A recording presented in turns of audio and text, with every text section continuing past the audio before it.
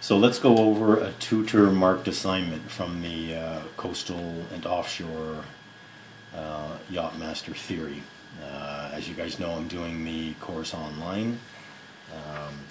Got it through oceantraining.com from Ted Miley over in the UK. So what I want to do here is basically give you guys a bird's eye view of what to expect. Okay, so you have SMAs, student marked assignments, that you do yourself, and you basically keep them as reference material for yourself and for exam review. A TMA is a tutor marked assignment, and this is actually what I would send to my tutor, Dan Nicholson, my online tutor. Now, of course, I wouldn't send the paper, obviously. I would send this in an email, and I would simply, I would put my student number in the subject box, and then I would indicate that it's TMA 1, and then I would simply go 1.1 A, and then type in the answer. B, type in the answer, right? So in this case, you've got a bunch of questions here, and on the other page you've got two course plotting exercises. Okay, so once you go through all the material and you don't skip over any of the assignments, whenever you get to either an SMA or a TMA, you'll be quite prepared to get all the right answers. Okay, so this is what a TMA, a tutor marked assignment, looks like. So let's quickly go through it. What are the meanings of the following port information abbreviations? So you go to your almanac, which you would have already studied by now, and you find out that AB, for example, means alongside berth, BH means boat hoist, C means crane, M means moorings available. Okay, 1.2, to which datums do positions on charts 3 and 4 refer? Okay, refers to WGS 84 datum. How do they compare to the datum to which satellite-derived positions are normally referred? I actually don't know the answer to that, so I have to consult with Dan, my online tutor. Okay, so the light at Stevens Rock is described as 79 meters high. From which level is this height measured? All objects on land, charted objects on land, are measured from mean high water spring. Okay, what is the true bearing for each of the following? So you've got to convert from magnetic to true. So A, 216 magnetic, variation 4 degrees east. We're going from magnetic to true, so we're going to be adding variation here. Okay, 1.5, what is the magnetic bearing for each? So in this case, you're going from true to magnetic. 1.6, state 3 common causes of deviation. Okay, iron, magnets, rigging, electronic equipment. Frankly, if you stand beside the compass and put your wristwatch beside it, you'll see the compass start to shift. Why would it be unwise to rely on compass readings while in a position approximately 2 miles north of Diamond Reef? This is Diamond Reef down here. Okay, 2 miles north. This is the area here with this squiggly line. It's a magnetic anomaly, and it'll move your compass either plus or minus 15 degrees. And so that's the answer to that, right? And next page, 1.7, what type of compass is fitted to provide heading information for autopilot and radar? It's the flux gate. Does this type of compass suffer from deviation? Slightly, but it's negligible, but there's an auto-correct in it anyway. And then you've got the 2 questions. So let me get set up here for that, and I'll be right back. Okay, so we'll do one of these questions from the TMA. Okay, 1.8. There's the question. Okay, they give you all the information you need. Departing Hamilton at this position, which is down here. Okay, and I've already marked it just for expediency. So let's begin. They're giving us a deviation 7 degrees west, 275 magnetic. We're going from magnetic to true.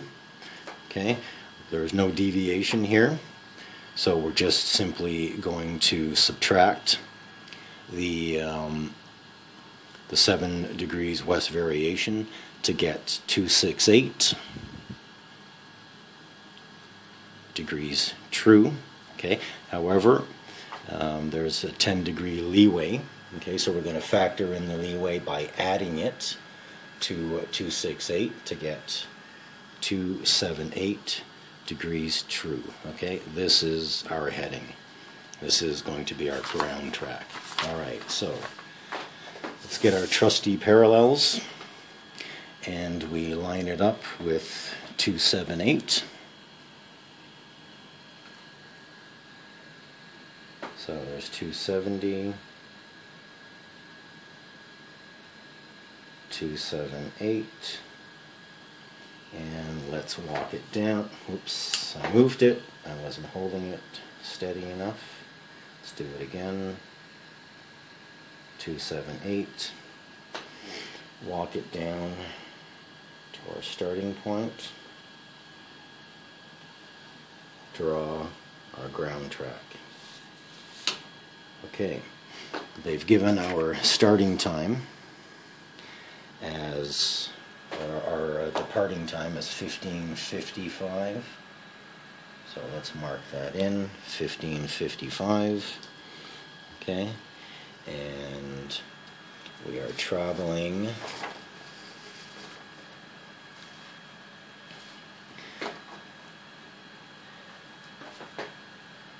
okay.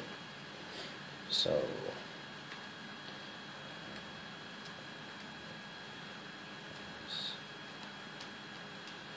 okay, we're traveling 6.7 nautical miles, right? 3.1 subtracted from 9.8.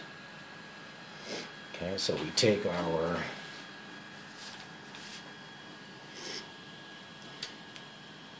dividers, and we go from the edge of the chart closest to where we're plotting our course line, 6.7, so 2, 4, 2, 4, 6, 2, 4.7. Okay, let's double check, 2, 4, 6.7. One end at our departure point, one end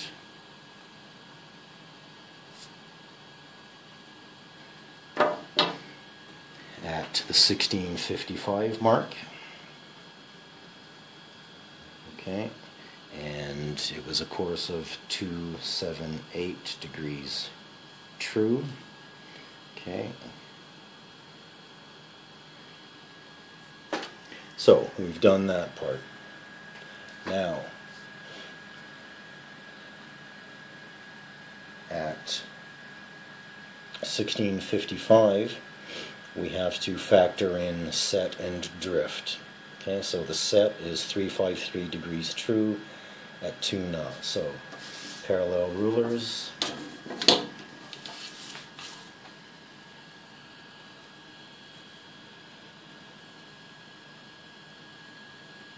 Three, 5, 3 degrees true.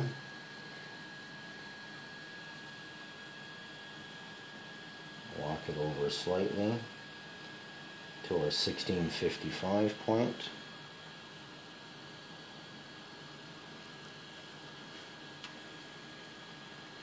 And mark it off. Okay, 3 arrows to show the direction of the tidal stream. And by the way, if you guys aren't using 2B pencils, you need to get one of these. Okay, so 2 nautical miles.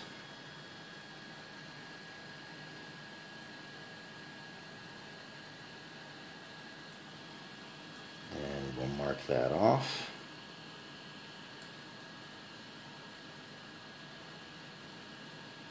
Okay, so this is actually our 1655 time. Okay, this is our estimated position, so we put a triangle around it.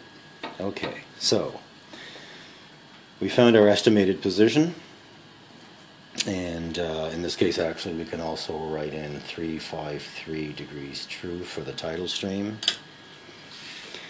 Now they're asking us to plot the position, the EP. We just did that, and they want to know the yacht's course over ground and speed over ground during that hour. Okay, so to find course over ground is simple enough, because you simply line up your parallel rulers and you join the line from your departure point to your estimated position. Okay, and you simply walk your parallels over. Okay, I got caught on the edge of the chart here, so I have to do this over again. So again, line up. Okay, and walk your parallels over to the compass rose.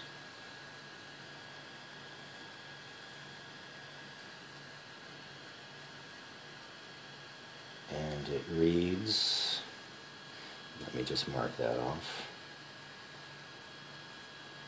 It looks like 294. Okay, so let's call it 294 degrees true. Okay, so our course over ground was actually 294 degrees true.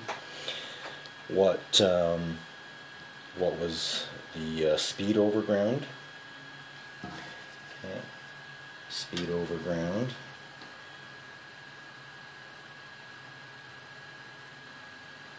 We'll take our parallels, go from our departure point to our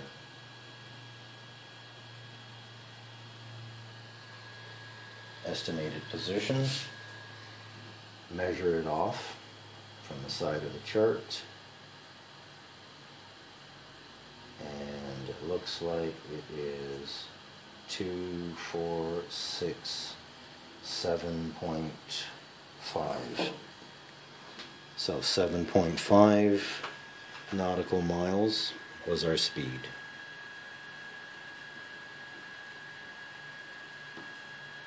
And that's how to do that question, guys.